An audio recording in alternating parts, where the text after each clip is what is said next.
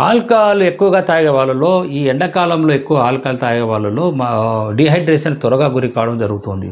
అందుకోసం ఆల్కహాల్ జనరల్గా మరీ ముఖ్యంగా బీర్ ఎక్కువ తాగే వాళ్ళు కూడా త్వరగా డబల్ శాతంలో డీహైడ్రేషన్ గురయ్యే అవకాశాలు ఉంటాయి. ఎందుకంటే వీళ్ళు ఆల్కహాల్ తాగినప్పుడు వాటర్ తాగరు. ఆల్కహాల్లో ఈవెన్ కొంతమంది రా ఆల్కహాల్ తాగుతుంటారు వాటర్ కలుపుకోకుండా. ఇటువంటి వాళ్ళలో ప్రమాదం ఇంకా ఎక్కువగా ఉంటుంది.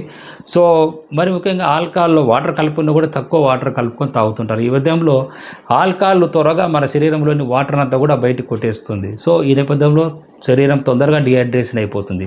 కాబట్టి మద్యపానం వ్యసనం అలవాటు ఉన్న వాళ్ళు, రెగ్యులర్గా తీసుకునే వాళ్ళు ఎప్పుడైతే ఆల్కహాల్ తీసుకుంటారో మీరు దాదాపు ఎక్కువ వాటర్ తీసుకోవాలి. ఎక్కువ వాటర్ తీసుకుంటే ఈ శరీరం డిహైడ్రేషన్ కాకుండా మనం కాపాడుకునే అవకాశం ఉంటుంది. సో మరీ ముఖ్యంగా మీరు వాటర్ ఎక్కువ తీసుకోవడము, ఎక్కువ మజ్జిగ తీసుకోవడం, లేదా నిమ్మకాయ రసం ఎక్కువ తీసుకోవడము. సో ఇలాంటివి లిక్విడ్ డైట్ ఎక్కువ తీసుకున్నట్లయితే ఈ డిహైడ్రేషన్ నుంచి మిమ్మల్ని మీరు కాపాడుకోవచ్చు.